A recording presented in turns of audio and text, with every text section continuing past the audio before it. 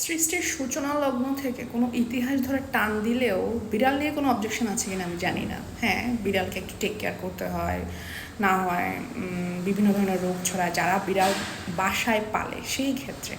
কিন্তু আমার কথা হচ্ছে যে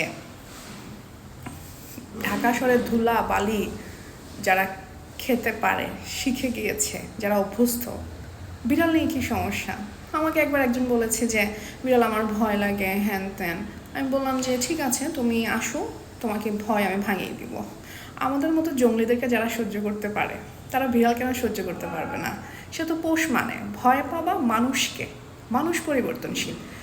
মানুষের পরিবর্তন তোমাকে যন্ত্রণা দেবে, মানুষ একদম আত্মার ভেতর ঢুকে ছবল দেবে, একদম মানে হার্ট সোলের পার্থক্য বুঝতে দেবে না। আর বিড়াল একদম পাশে থাকবে, একটু টেক কেয়ার করবে। এত সুন্দর একটা প্রাণী, এটাকে নিয়ে অবজেকশন? আরও কঠিন প্রশ্ন এখানে। ঢাকা শহরের জ্যাম, ধুলো বালি এত কিছু সহ্য করা যায়, বিড়াল সহ্য করা যায় না।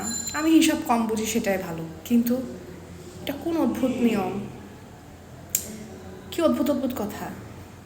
মানুষ শখ করে বিড়াল পালে, শিয়াল পালে না, সিংহ পালে না, বাঘ পালে না। হিংস্র মানে হিংস্র নিষিদ্ধ জিনিসের প্রতি আকর্ষণ,